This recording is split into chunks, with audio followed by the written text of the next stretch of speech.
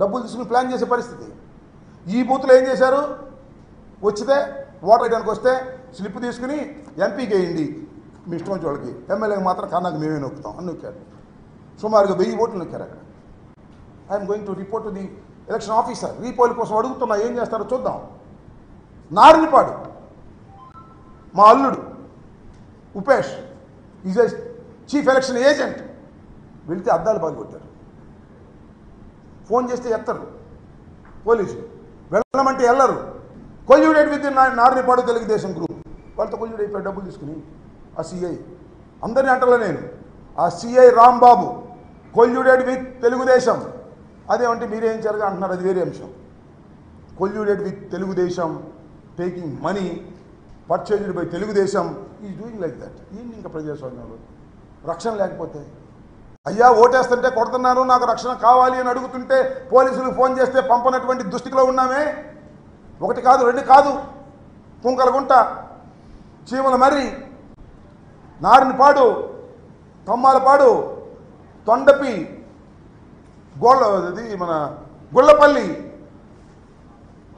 మాదల, ఇవాళ కూడా మాదల్లో జరిగే పరిస్థితి కనిపిస్తాం. వాట్ ఇస్ మీరు మార్చారు పోలీస్ ఆఫీసర్లు, ఎలక్షన్ కమిషన్ సిన్సియర్గా చేసేవాళ్ళని పెట్టారు మీరు. ఏంటి జరిగిందని అడుగుతా ఉన్నా. Review it. పోలీస్ ఏం చేసిందనే దాని మీద రివ్యూ జరగాలి. ఎలక్షన్ కమిషన్ కూడా మనం చేస్తున్న దుర్మార్గమైనటువంటి రాజకీయాలు చేశారు. ఇవాళ మేము ప్రభుత్వంలో ఉన్నామో లేదో మాకు అర్థం కానటువంటి పరిస్థితి. న్యూట్రల్ అపోజిషన్లో కూడా మాకు ఇంతకన్నా బాగా జరిగిందని కూడా మనం చేస్తున్నాం. ఆర్తనాదాలు చేస్తున్నటువంటి వైసీపీ కార్యకర్తలకి పోలీసుల్ని పంపలేని దీన స్థితిలో ఇవాళ మేము ఉన్నాం అభ్యర్థులు అంటే నాకు నిజంగా బాధేస్తుంది, గుండె తరిగిపోతుందని కూడా మనం చేస్తున్నాం. ఇంత దుర్మార్గమైనటువంటి పరిపాలన ఇక్కడ జరిగింది ఈ ఎలక్షన్ కమిషన్ టైంలో అనేది నాకు బాధ. సిఐ ఎత్తడు, డిఎస్పీ ఎత్తడు, ఎస్పీ ఎత్తాడు. ఎస్పీ గారు పాపం మాట్లాడుతూ ఉన్నాడు, పంపిస్తున్నాను అంటున్నాడు, 5 నిమిషాలు వెళ్తానంటున్నారు, 5 కాదు గంట అయినా కూడా రీచ్ కానటువంటి పరిస్థితి. ఇంత దుర్మార్గమైనటువంటి పరిస్థితులు వాళ్ళకి కలగటం చాలా శోచనీయమైనటువంటి బాధాకరమైనటువంటి అంశం అని కూడా ఈ సందర్భంగా నేను మనవి చేస్తూ, ఇది నేను మళ్ళా ఎలక్షన్ కమిషన్ నిన్న ఒక స్టేట్మెంట్ ఇచ్చారు, నో రీపోలింగ్ అని. నేను again I'm asking election commission through media, Dammalapadu, Narinipadu, Cheemalamarri already నేను అప్లై చేశాను. వెబ్ కెమెరాస్ పెట్టారు. ఎలక్షన్స్లో వెబ్ కెమెరాస్ ఎందుకు పెడతారు? అక్కడ సరిగ్గా ఎవడు ఓటు వాడు వేసుకున్నాడా లేదని దానిలో చూస్తారు.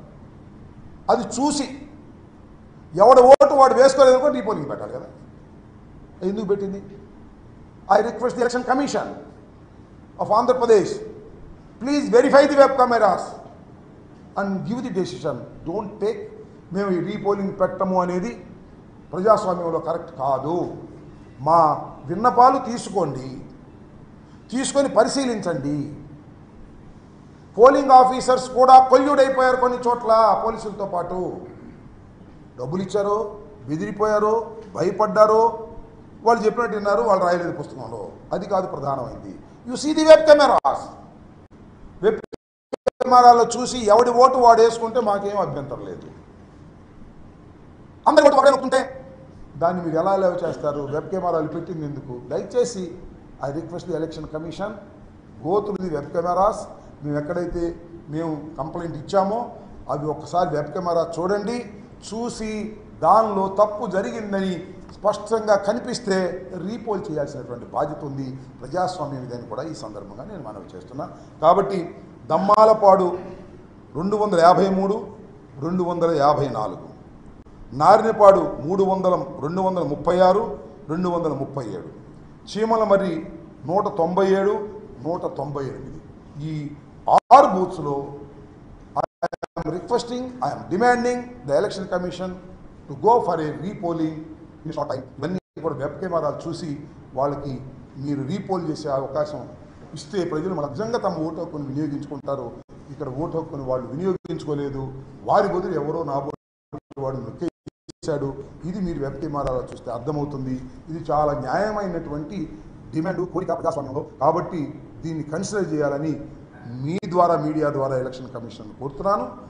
ఆల్రెడీ ఈ 3 గురించి కూడా డిస్ట్రిక్ట్ ఎలక్షన్ అథారిటీస్కి నేను ఆల్రెడీ రిప్రజెంటేషన్ ఇచ్చాను. ఇవాళ ఈవినింగ్ కూడా స్టేట్ ఎలక్షన్ కమిషన్ని కలవాలనే ప్రయత్నం చేస్తున్నాను, కలుస్తాను.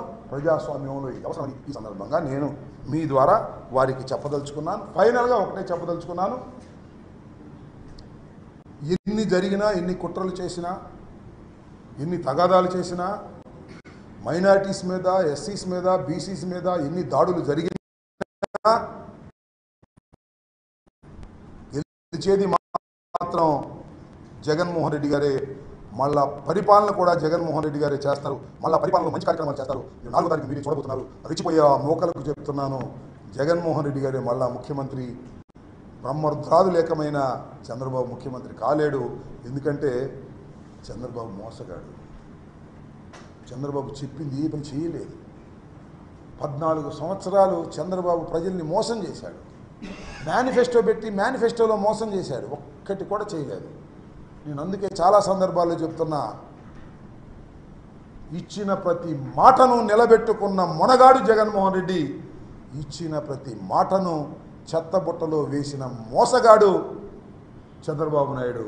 కాబట్టి గుర్తుపెట్టుకోండి, మోసగాన్ని గెలిపిస్తారా, మొనగాన్ని గెలిపిస్తారో ప్రజలు ఆల్రెడీ బాక్సుల్లో ఓట్లు వేశారు, చూస్తారు. మొనగాడే ఈ రాష్ట్రంలో గెలవబోతున్నాడు. మళ్ళా ఆ మొనగాడే మళ్ళా పరిపాలన చేయబోతున్నాడు. మళ్ళా ఎక్కువ పర్సంటేజ్ ఓటు అవుతుంది అనేటువంటి భావన ఉన్నది. ఇవాళ నేను మనవి చేస్తున్నా, పోయినసారి కన్నా ఎక్కువ అయితే అది పాజిటివ్ ఓటు. పాజిటివ్గా జగన్మోహన్ రెడ్డి గారిని తిరిగి మళ్ళీ అధికారంలోకి తీసుకురావాలి, మా సంక్షేమ కార్యక్రమాలను అమలు చేసుకోవాలి, సుఖవంతంగా బతకాలి అనేటువంటి భావనతో బడుగు బలహీన వర్గాలు, మైనారిటీసు, ఎస్సీలు, బీసీలు, సంక్షేమాన్ని అందుకున్నటువంటి అనేక మంది ఓటర్లు వచ్చి తమ బాధ్యతను నిర్వహించుకొని మళ్ళా తిరిగి జగన్మోహన్ రెడ్డి గారిని ముఖ్యమంత్రిగా చూడాలనేటువంటి తాపత్రయం వారి ముఖాల్లో నిన్నే కాదు కనిపించింది. నేను క్యూలో నుంచినప్పుడు కనిపించడమే కాదు, ప్రచారానికి వెళ్ళినప్పుడు కూడా కనిపించింది. నేను చూసా, 89లో మొదటిసారి పోటీ చేశా. ఆ తర్వాత 2 సార్లు మినహా ఇది 6వసారి పోటీ చేస్తున్నా. అన్ని ఎన్నికలు చాలా సన్నిహితంగా చూసా, పోటీ చేయని ఎన్నికలు కూడా. మొదటిసారి ఈసారి మాలే నా ప్రచారంలో పాల్గొన్నారు. వ్యాన్ వెళ్తుండే జగన్మోహన్ రెడ్డి గారు మహిళలకు సాధికారత కల్పించాడు, అమ్మఒడి మహిళలకు ఇచ్చాడు, డోక్రా మహిళల రుణమాఫీ మహిళలకు ఇచ్చాడు, ఇళ్ల పట్ట మహిళలకు ఇచ్చాడు. ఇట్లా ఏది చేసిన మహిళల ఖాతాలోకి చేసిన కోసం, ఒక సాధికారత సాధించడం కోసం జగన్మోహన్ రెడ్డి గారు కృషి చేశారు. వారికి ఆ విధంగా సహాయం చేశాడు. కాబట్టి మా జగన్మోహన్ రెడ్డి గారికి మేము సహాయం చేయాలి, మళ్ళీ అధికారంలోకి తీసుకురావాలి అనేటువంటి ఉద్దేశంతో మహిళలు పెద్ద ఎత్తున చరిత్రలో ఎప్పుడూ లేని విధంగా మహిళలు జెండాలు పట్టుకుని వచ్చారు, వేలు మీద ముద్ర వేయించుకున్నారు, ఓటు వెనక్కు వేసి వెళ్ళారు అని నేను పూర్తిగా విశ్వసిస్తున్నా. అది నా మనసుకు తట్టింది. ప్రతి చోటకి వెళ్ళినప్పుడు నేను మనవి చేస్తున్నాను. అంత పెద్ద ఎత్తున కానీ విని ఎరుగని రీతిలో ఒక ప్రభుత్వ పాజిటివ్ ఓటు ఇంత పెద్ద ఎత్తున ఉండటం అనేది చరిత్రలో చాలా అరుదైనటువంటి సంఘటన. 5 సంవత్సరాలు పరిపాలన చేసిన తర్వాత నాకు అది జరగలేదు, నాకు ఇది జరగలేదు అనేటువంటి ప్రభుత్వ వ్యతిరేకత ఉంటుంది. కానీ ఈ ప్రభుత్వంలో ప్రభుత్వ వ్యతిరేకతే లేదు. మొత్తం ప్రభుత్వం యొక్క సానుకూలత. మళ్ళా ఈ ప్రభుత్వాన్ని నిలబెట్టుకోవాలి, మళ్ళా జగన్మోహన్ రెడ్డి గారిని 2వసారి ముఖ్యమంత్రిగా చేయాలి అనేటువంటి తాపత్రయం మాత్రమే ఓటర్లు నాకు కనిపించిందని కూడా ఈ సందర్భంగా మనవి చేస్తున్నాను. అంత పెద్ద ఎత్తున ఓటర్లు పాల్గొన్నందుకు అందరికీ నా హృదయపూర్వకమైనటువంటి ధన్యవాదాలు వైఎస్ఆర్ కాంగ్రెస్ పార్టీ తరఫున నేను తెలియపరుస్తున్నానని కూడా ఈ సందర్భంగా చెప్తున్నా. చాలా పెద్ద ఎత్తున పాల్గొన్నటువంటి ప్రజలు చాలా సంతోషంగా పాల్గొన్నటువంటి సందర్భాలు నాకు ఒక్కొక్కరుగా కనిపించాయి. మరొక విషయాన్ని కూడా చెప్తే, చాలామంది మేము గెలుస్తామని తెలుగుదేశం వాళ్ళు ఏదో సాధిస్తామని కొన్ని ఎల్లో పత్రికలు, ఆ ఏబిఎన్, ఆంధ్రజ్యోతి, లేకపోతే ఈనాడు, లేకపోతే TV5, లేకపోతే తెలుగుదేశం చంద్రబాబు నాయుడు గారు, పవన్ కళ్యాణ్ గారు, ఎంతమంది వచ్చినా నేను ఇవాళ చెప్తున్నాను, 4వ తారీఖు 12 గంటలకు చూడండి, అత్యధిక మెజారిటీతో జగన్మోహన్ రెడ్డి గారు ముఖ్యమంత్రి కాబోతున్నారు. దీన్ని మీరు విశ్వసించండి కూడా ఈ సందర్భంగా మనవి చేస్తున్నా. అదేవిధంగా సత్తెనపల్లిలో కూడా నాకు ప్రగాఢమైన విశ్వాసం ఉంది. టౌన్లో కానీ వివిధ మండలాల్లో కానీ చాలా పెద్ద ఎత్తున ఓటర్లు పాల్గొన్నారు పాజిటివ్గా. మళ్ళీ తిరిగి ఒక మంత్రిగా పనిచేసిన నాకు పెద్ద మెజారిటీతో గెలిపిస్తారనే విశ్వాసం కూడా ఉందని కూడా ఈ సందర్భంగా నేను మనవి చేస్తాను. కొద్దిగా కొన్ని అంశాలను, కొన్ని బాధాకరమైనటువంటి అంశాలను ప్రస్తావన చేయవలసినటువంటి అవసరం ఉన్నది. అదేమిటంటే చాలా పెద్ద ఎత్తున హింస ప్రజ్వరిల్లింది. ముఖ్యంగా సత్తెనపల్లి నియోజకవర్గంలో, నర్సరావుపేట నియోజకవర్గంలో, పలనాడు మొత్తం కనీ విని ఎరుగని రీతిలో ఏ రోజున కూడా ఈ ఎన్నికల్లో కూడా జరగనటువంటి విధంగా హింస జరిగింది, ఇంకా జరుగుతూ ఉంది. ఇంకా కొన్ని గ్రామాల నుంచి ఫోన్లు వస్తున్నాయి, మా మీద దాడులు చేస్తున్నారు అని. ఎస్సీల మీద, ఎస్టీల మీద, బీసీల మీద, మైనారిటీల మీద దాడులు చేసే పరిస్థితి కనిపిస్తూ ఉన్నది. చాలా దురదృష్టకరమని మనం చేస్తున్నాం. నేను ఒక విషయాన్ని గమనించదలుచుకున్నా, కోజేబాయ్ ఒక్క నిమిషాన్ని గమనించదలుచుకున్నా. ఎన్నికల కమిషన్ చాలా విషయాలను ప్రస్తావన చేసింది, చాలా మార్పులు కూడా చేసింది. ముఖ్యంగా లా అండ్ ఆర్డర్ కాపాడటం అనేది ఒక ప్రధానమైనటువంటి అంశం. ఎన్నికల సమయంలో పెద్ద ఎత్తున ఎన్నికలు జరుగుతూ ఉన్నప్పుడు ఎవరి ఓటును వాళ్ళు సక్రమంగా వినియోగించుకోవడం కోసం లా అండ్ ఆర్డర్ కాపాడాలి, పోలింగ్ స్టేషన్లో కట్టుదిట్టమైన ఏర్పాటు చేయాలి అనేది ఎన్నికల కమిషన్ యొక్క ఉద్దేశం. అది ప్రజాస్వామ్యంలో చాలా అవసరం. ఈ సందర్భంలో కొన్ని మార్పులు చేశారు, మంచిది. డీజీపీని మార్చారు, వండర్ఫుల్. అంటే డీజీపీ వైఎస్ఆర్ ప్రభుత్వ అధికారులు ఉన్నప్పుడు వేశారు కాబట్టి ఏదన్నా నెపోటిజం లేదా పక్షపాతాన్ని చూపిస్తారనే ఉద్దేశంతో మార్చారు, వండర్ఫుల్. ఐజీని మార్చారు ఇక్కడ, వండర్ఫుల్. ఎస్పీని మార్చారు ఇక్కడ, వండర్ఫుల్. చాలా చోట్ల ఐఏఎస్ ఆఫీసర్ని, ఐపీఎస్ ఆఫీసర్ని మార్చారు. ఎందుకు మార్చారు? ఒక నిష్పక్షపాతమైన ఎన్నిక జరగాలి అనేటువంటి ఉద్దేశంతో మార్చారు, చాలా సదుద్దేశంతో మార్చారు. నేను అడుగుతా ఉన్నాను, ఇంతమందిని మార్చారే, ఇన్ని మార్పులు చేశారే, నిష్పక్షపాతంగా జరిగిందా? లా అండ్ ఆర్డర్ కాపాడబడిందా? ఎంత బాధతో చెప్తున్నానంటే బోత్ సైడ్స్.